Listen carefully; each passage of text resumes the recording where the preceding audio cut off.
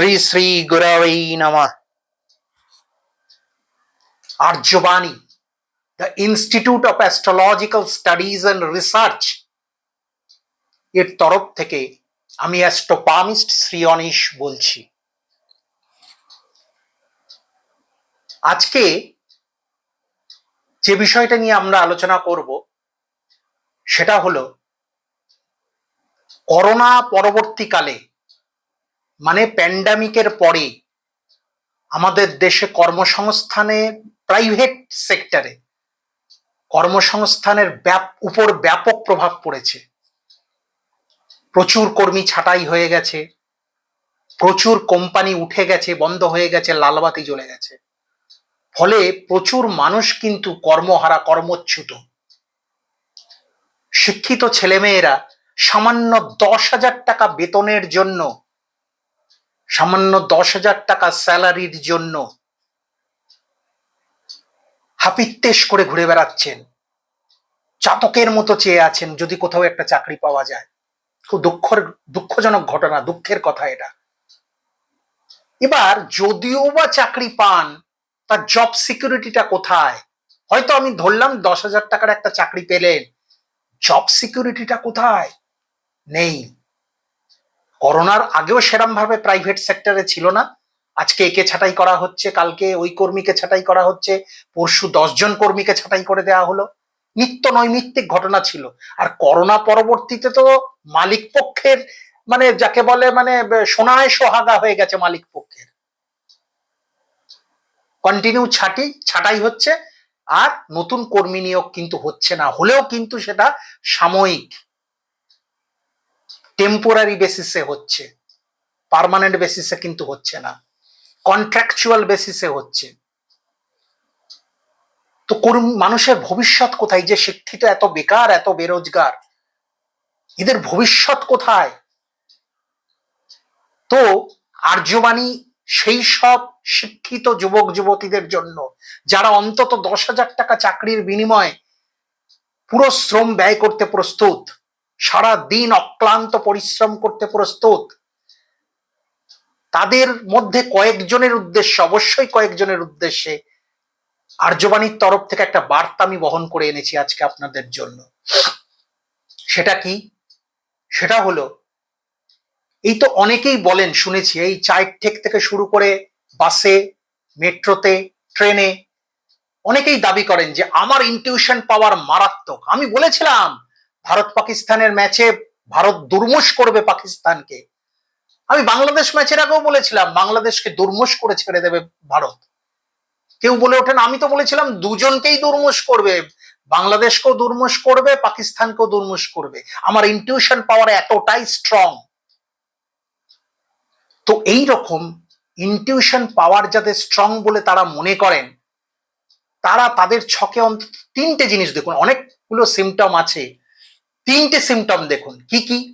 Number 1, Ketu যেন তাদের বলবান হয়, এবং সেই কেতু, বলবান কেতু যদি তার অষ্টম ভাবে অবস্থান করে, লগ্ন থেকে অষ্টম ভাবে, লগ্ন সাপেক্ষে অষ্টম ভাবে যদি কেতু অবস্থান করে, 1। কিংবা 2, যদি তার বলশালী কেতু যদি বৃহস্পতির ঘরে, অর্থাৎ ধনু রাশিতে বা মীন রাশিতে, কারণ ধনু এবং মীন রাশি দুটোরই অধিপতি কিন্তু দেবগুরু বৃহস্পতি, সেখানে যদি কেতুর কম্বিনেশন ঘটে, তাহলেও তার ইনটিউশন পাওয়ার স্ট্রং হয়।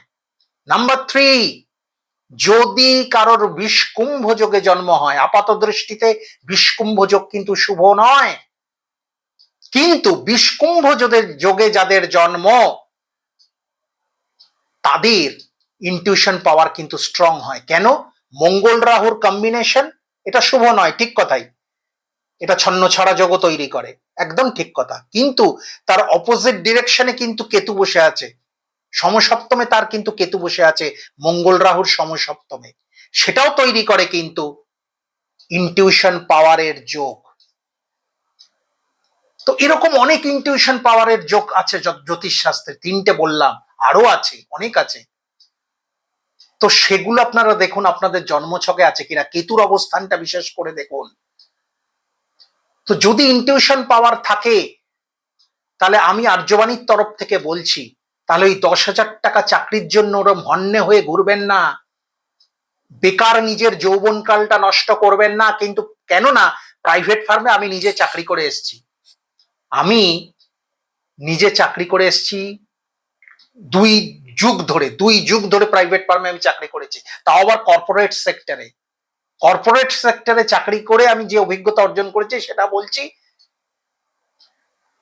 প্রফেশন হিসেবে যদি আপনাদের ইনটিউশন পাওয়ার স্ট্রং হয়, সেক্ষেত্রে প্রফেশন হিসেবে অ্যাস্ট্রোলজিকে বেছে নিন।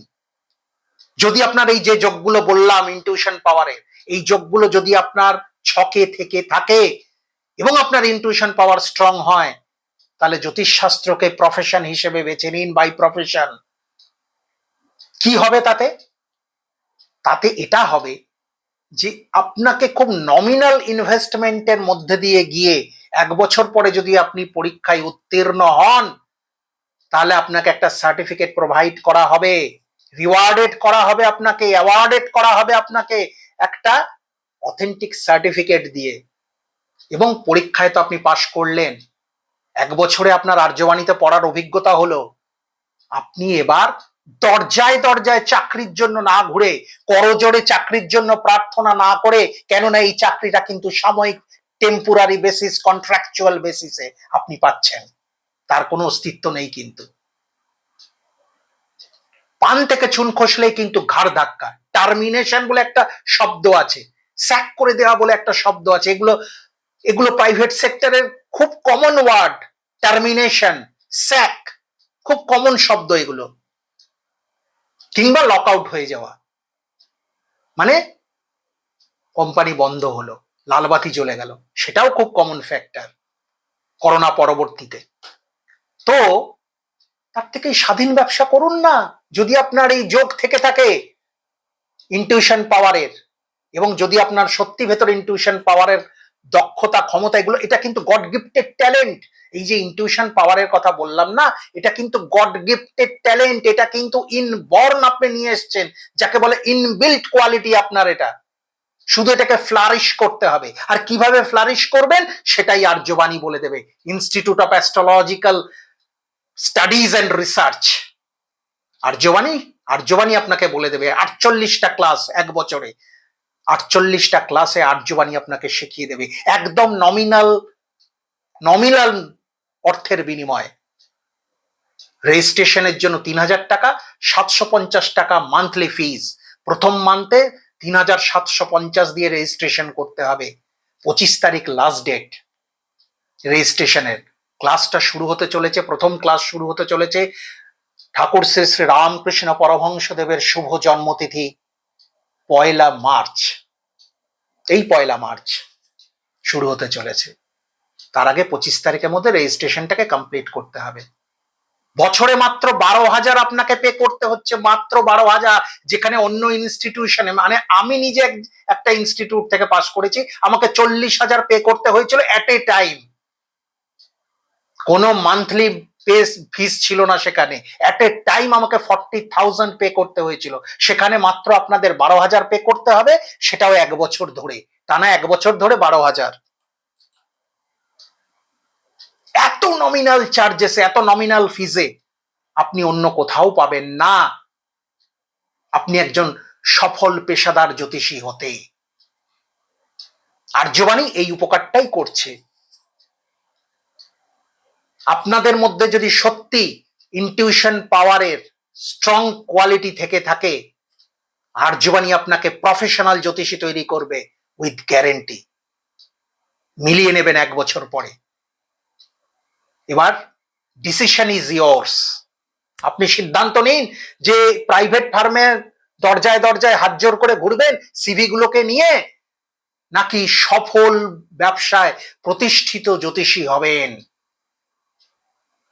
শিখে, প্রকৃতভাবে শিখে একজন সফল জ্যোতিষী হবেন। সিদ্ধান্ত আপনাকেই নিতে হবে। সবাই খুব খুব ভালো থাকবেন।